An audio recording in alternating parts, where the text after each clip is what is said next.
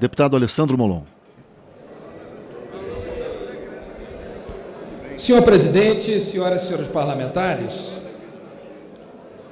a presidência da República, o mais alto cargo da administração pública brasileira, deve ser usado, exercido, para que sejam atingidos fins republicanos. As finalidades para o exercício do cargo são claras: atender aos objetivos estabelecidos na nossa lei maior, a Constituição Federal. O presidente da República tem limites claros que deve respeitar no exercício do seu cargo. O Palácio do Planalto não é um passe livre para que se atropelem todas as regras estabelecidas pelas nossas leis e pela nossa lei maior, a Constituição. Ao contrário, é um cargo que deve ser exercido com a maior responsabilidade para se fortalecer o respeito à Constituição e o exercício da democracia. O atual presidente da República faz o contrário. Usa o seu cargo público para tentar impor as suas preferências ideológicas e fazer valer os seus preconceitos. Ele parece conspirar contra a democracia, quer desmontar a Constituição Federal, retirando direitos, atacando as liberdades, desmontando conquistas, riscando a história, rasgando leis e artigos da Constituição construídos com a luta árdua de todo o povo brasileiro. O presidente da República procura manipular as instituições, como ocorre em países de governos autoritários, para procurar atingir os seus fins e não os fins estabelecidos na nossa lei maior. O Ministério do Meio Ambiente vem sendo usado por um inimigo do meio ambiente. O ministro Ricardo Salles é o pior ministro do meio ambiente que o país teve desde a redemocratização. Não há outro exemplo pior, não por incapacidade do ministro, mas por sua determinada ação para desmontar as salvaguardas ao meio ambiente brasileiro. Na cultura, se faz um ataque à cultura. Na Secretaria de Cultura, são atacados os intelectuais, os artistas. Então, as menções, por exemplo, do novo secretário de Cultura são as piores possíveis. Aliás, parece ter sido levado ao cargo exatamente pelos ataques feitos ao grande ícone da cultura brasileira, Fernanda Montenegro.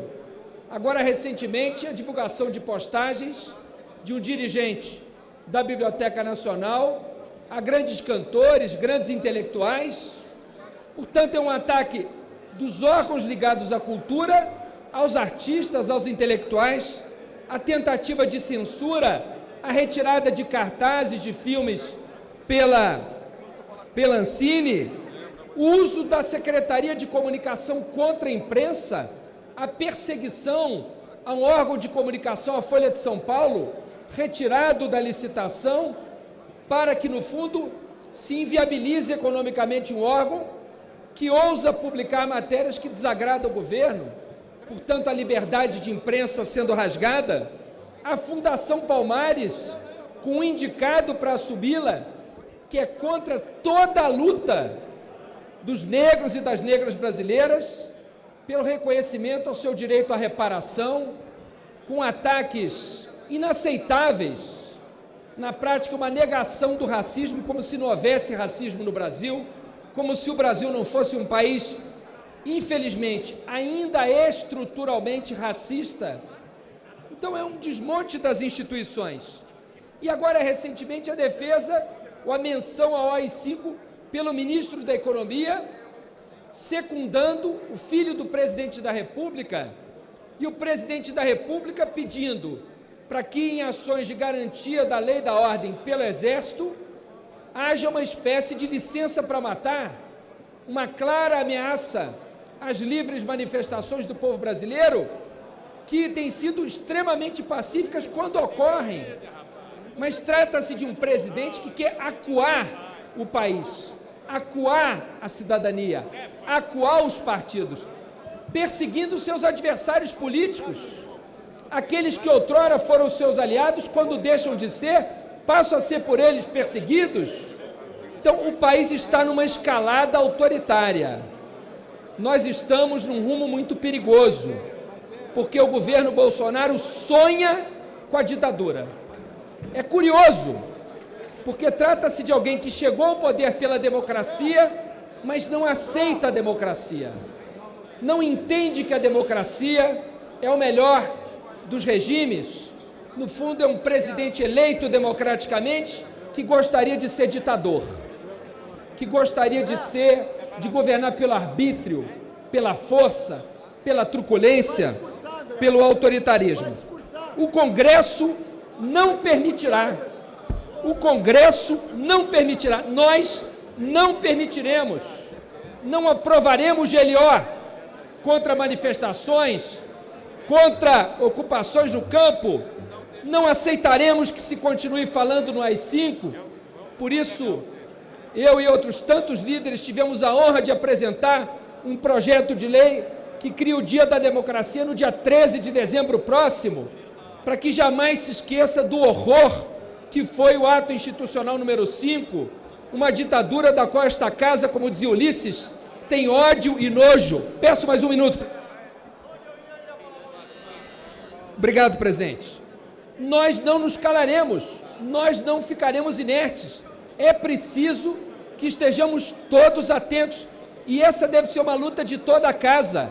Essa é uma luta, não é uma luta de esquerda ou direita, de centro, nem de governo ou oposição. Mesmo aqueles que apoiam a pauta econômica do governo devem ter coragem de impor limites ao governo, porque com a truculência e o arbítrio, todo o país perde, até mesmo os liberais, que, como dizia outro dia um articulista, Celso Rocha de Barros, podem se iludir. Portanto, presidente, essa minha manifestação é um chamado, é uma convocação, é um apelo aos colegas. Permaneçamos atentos, protejamos a democracia e resistamos às tentativas de caminho autoritário tão sonhadas pelo atual ocupante da presidência da República.